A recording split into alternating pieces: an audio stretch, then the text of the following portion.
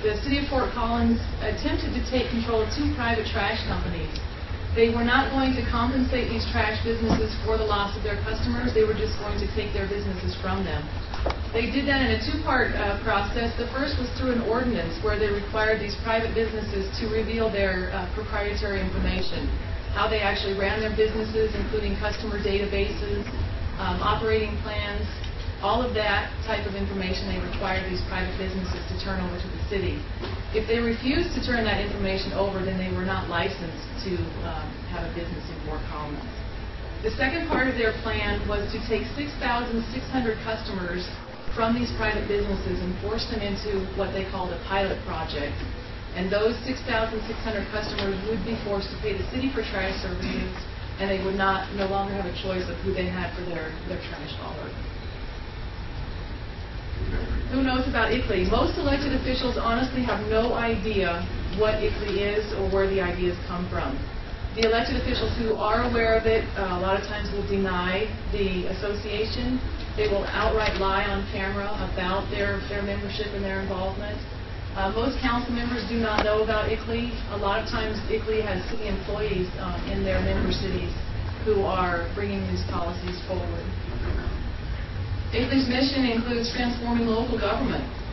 One of the ways they do that is by operating through city employees and subverting the elected official process. They do that through climate action plans that give them the authority to override elected officials' authority. They put amazing amounts of pressure on council members and mayors and city managers to adopt these foreign policies. Another mission they have is to equalize income worldwide. That means they want to take your money and spread it around to everyone. Everyone deserves to have the same amounts of money as you do. Their goal includes controlling population, restricting capitalism and consumerism, and eliminating market economies.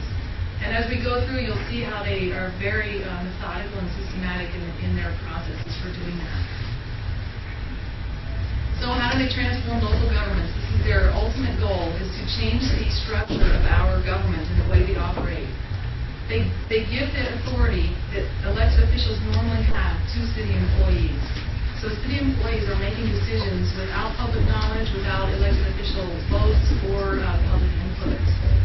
This comes from the local city's climate action plans or long-term sustainability plans. ICLEI is funded mainly through taxpayer money at the local level. Examples of other sources include foundations such as the Home Depot Foundation, Office Depot Foundation, Kresge, and the Orton Family Foundation. These are just 4 examples of the massive amount of money that is poured into ICLEI. And I like to name the companies that participate with ICLEI so that you can make choices as a consumer where you'd like to shop. So once your city shows commitment to ICLEI through taxpayer dues for their membership fees, that allows them to access federal tax money. So once the city shows local interest and commitment, then they can access the higher levels of money. The federal money comes, of course, from your taxpayer money, taxpayer dollars, stimulus money, and block grants is how your city is funded through federal taxpayer dollars. So these private foundations have billions of dollars that they pour into this ICLEI organization. They finance these cities and councils and towns which belong to ICLEI through their donations. Those donations are all geared toward global warming and energy programs. In the center, we see the orange square that represents ICLEI, and all of these people around the outside pour money into ICLEI. So we have a taxpayer, private foundations, private businesses. Of course, we all know what the Rockefeller Brothers Fund is. The United States Environmental Protection Agency is also a funding partner for ICLEI. Clarion Associates on the bottom right is one of the consulting firms that ICLEI pays nationwide. So if you live in North Carolina, you probably have a Clarion Associates in your town or city, which is being paid millions of dollars to plan your long-range sustainability plans or climate action plans.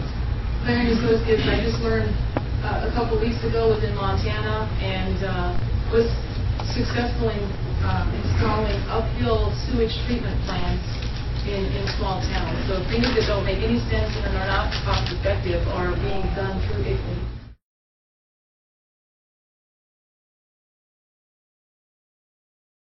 So here's another example of how ICLEI operates with our money. The city of Golden is not an actual member of ICLEI. However, they are using taxpayer money that is funding ICLEI. Here's how it works. The Orton Family Foundation gave the city of Golden a few $1 million. What they do with that money is pour that money into energy-efficient buildings.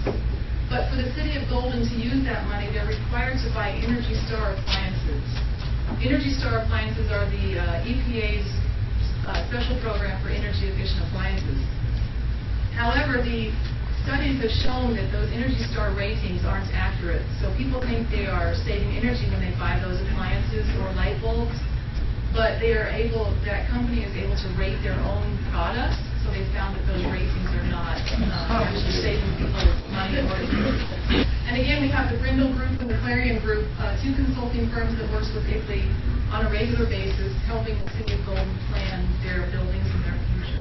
When ICLEI comes to town, they encourage public-private partnerships because that increases their control over what businesses can do. If you take taxpayer money or ICLEI money for your business, then the city has control over how you grow your business or run the business. I always like to do a little bit of a global warming reality check. This is from ClimateGate by Brian Sussman. The origins of global warming is really interesting if you do some research. It's being used as a tool for changing the way the United States works. Paul Ehrlich is also part of the foundations of ICLEI. He wrote the population bomb. And most of you probably know that his predictions, of course, didn't come true, that hundreds of millions of people would starve. So carbon dioxide. The fiction is this. It's claimed by environmentalists as the cause of global warming. They say it's the main source of CO2 emissions is the burning of fossil fuels. And the reason environmentalists focus on eliminating personal vehicle use is because of those emissions from the vehicles.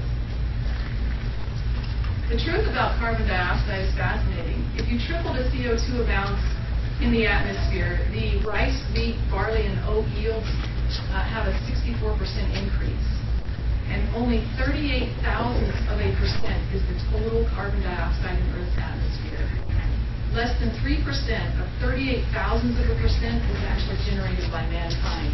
So what we're contributing to the Earth's atmosphere is minuscule compared to what the environmentalists are claiming. John Holdren, the director of White House Office of Science and Technology, he's on record saying that his goal is to de-develop the United States through political efforts. Those political efforts, he is actually using the environmental movement to accomplish that. Who belongs to ICLEI? Almost 1,200 local governments worldwide, 600 in the United States alone. So they operate mainly behind closed doors. They bribe local governments with access to millions of dollars. They also say that they will allow you to access their toolkits. And when they say toolkits, that's their way of saying, we'll teach you how to take control of private businesses. We will show you how to eliminate individual rights. ICLEI's target industries include energy, real estate, development, retail, restaurants, bars, transportations. So anything that produces goods or consumes resources is what ICLEI is going after, including human beings. So Fort Collins has what we call an occupancy ordinance. They are limiting and restricting the amount of people who can live in your house. For example, if I wanted to host a missionary family over the summer, I would have to get a permit through the city of Fort Collins. I would have to ask permission to have guests stay in my house for an extended period of time. If I didn't get a permit and was approved for a permit, the fine is $1,000 per day. And the city of Fort Collins is proud to say that they have fined a person $12,000 for violating that occupancy ordinance. So, how is it getting into real estate? We have this nice thing called the Property Assessed Clean Energy Bond for homes and business owners who want to improve the energy efficiency of their buildings. However, Fannie and Freddie have amazingly declined to participate in this program because what comes with this money is an automatic lien that is held by the federal government. Which most people don't know. They're taking this energy efficiency money, improving their homes in a way they believe is going to save them money, but the federal government slaps a lien on your house immediately. Transportation for America, TIDES, SEIU, ACORN, CWA, they're all working together. They're very powerful. They have billions of dollars that they bribe local governments with. So how does ICLEI affect you personally? Loss of individual rights. For example, our occupancy ordinance. We are actually calling people an unauthorized home occupant. ICLEI pressures businesses in an amazing way. They have a program called ClimateWise, where ICLEI employees or city employees will come into your business and suggest ways that you could be more energy efficient. Of course, most of these policies do not actually save energy. They're very expensive for business owners, and it increases the cost to customers. I do want to let you know that there are definite risks to exposing corruption at this level. They will try everything they can to make you be quiet, to stop talking, and to make you disappear. But if you let that stop you from taking action, then they win. It's just going to get worse. It is going to be a disaster. So what other damage does ICLEI do to businesses? One of the main things they do is their unfair advantages. The city of Fort Collins has over 1 million square feet of empty commercial space right now. This is a direct result of the environmental policies that are being forced upon the businesses. When ICLEI comes to town and change the budgeting process, you are required to adopt this triple bottom line budgeting process. Instead of making your decisions based on sound financial policy, you're required to consider society, economy, and the environment equally. The ultimate goal is to make all of your decisions sustainable. However, the definition of sustainable is a bit fuzzy. Nobody can actually say what that means or what the end result is. What happens when you use triple bottom line budgeting is you quickly run out of money. You can't afford the sustainable programs, you can't afford all of the mandates and the policies based on foreign goals, so you're forced to ask for sales tax increase. That's what the city of Fort Collins is doing right now.